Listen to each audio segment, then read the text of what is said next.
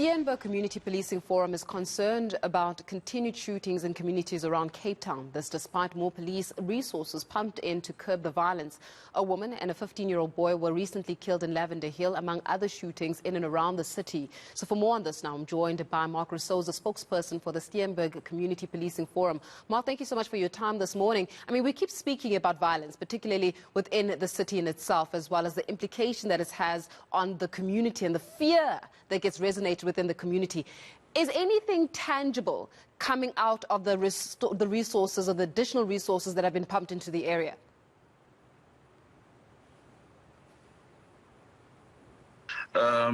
Yes, I would say yes and no. It has been plagued by gang violence over the last week. Out of 3 shooting incidents, there were 2 fatalities, a 14-year-old and a 15-year-old were fatally wounded.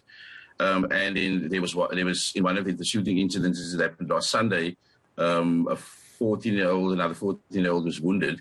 And it's something that also made the news during this week is the 2-year-old that was shot in Belhar. And Lavender Hill, this time of the year, during the festive season, it's always very sad that it happens during the festive season and while the kids are at home, because that's the reason why the children get caught up in the gang violence. Yeah. Mark, what is causing the persistence when it comes to gang violence? Is it because the community is afraid to speak out? Is it because lack of law enforcement that is actually willing to do something about it?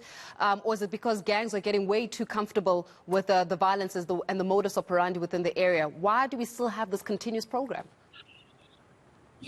Look, the modus operandi in Lavender Hill or in the gang-infested areas are drive-by shootings. Drive-by shootings is a very difficult thing to police. That is why the gangsters resort to it, because it makes for a quick arrival and then for a quick getaway. And by the time the police gets to the scene, the perpetrators are gone. So they have to rely on eyewitness testimonies for the most part, which is not always, true or can't be used. So that is why it's so difficult to police. And so also in a lot of the instances, the eyewitness testimonies do help, and it will lead to arrest. If I can just refer to the shooting in Belhar for the 2-year-old, eyewitness testimony led to the arrest of a 17-year-old in Hout Bay, which is far away from the incident happened. But if it wasn't for an eyewitness or for the community, that arrest wouldn't have been made. Are the gangsters getting younger and younger? I mean, you're speaking here about the perpetrator being 17 years of age. That is a teenager. Yes, they definitely get younger. You get the incidences where gangsters are as young as 9 and 10 years old.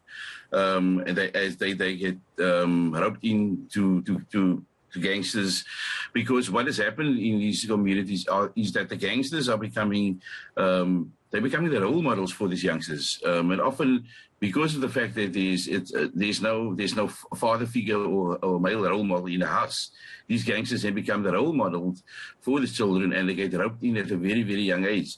And if and the problem is to defeat the gangsterism, you would have to get hold of these kids at a very young age. You have to get hold of them at 7, 8, 9 years old at school, because if it gets to their teens, then it's almost often too late. And in a place like Lavender Hill, you deal with it's a generational thing, because 30 years ago, 40 years ago, you dealt with a grandfather who was a gangster. 20 years ago, it was the father who's a father today who was a gangster, and today you're dealing with a grandchild. So it's just, I mean, it goes on and on and on. So there's a part of the solution to the problem is to stem it out, is to catch the youngsters very, very young, while they're still at primary school, steer them away, give them alternatives for gangsterism, and that, like I said, that's a part solution. Yeah. To steer them away from the gangsters. Well, Mark, in that case, are there enough community development programs, particularly in and around the areas, to allow for these youngsters to be caught at a young age, to be given alternative solutions to living, as opposed to following in line with what, as you were saying, to the generation of gangsterism, where your grandfather, father, and you yourself now fall into being a gangster? Unfortunately, in a place like Lavender Hill, there isn't enough. you know, to sort of steer the kids away. There are community organizations that do try, but there isn't enough alternatives. And you know what? Once there's been shootings like we've experienced the last week, the children get kept, and the parents keep them home. They keep them at the street. You know, so that makes it very difficult for them to sort of move around. And from the Steenberg Community Policing Forum, as well as from the police side, we would like to make an impoverished plea to the parents to sort of keep the kids, you know, tell the children not to gather into congregated groups on corners or to even move around in groups, because often these gangsters get into the area, they see a bunch of kids standing on a corner, walking in a group, mistakenly thinking they're gangsters and shooting at them.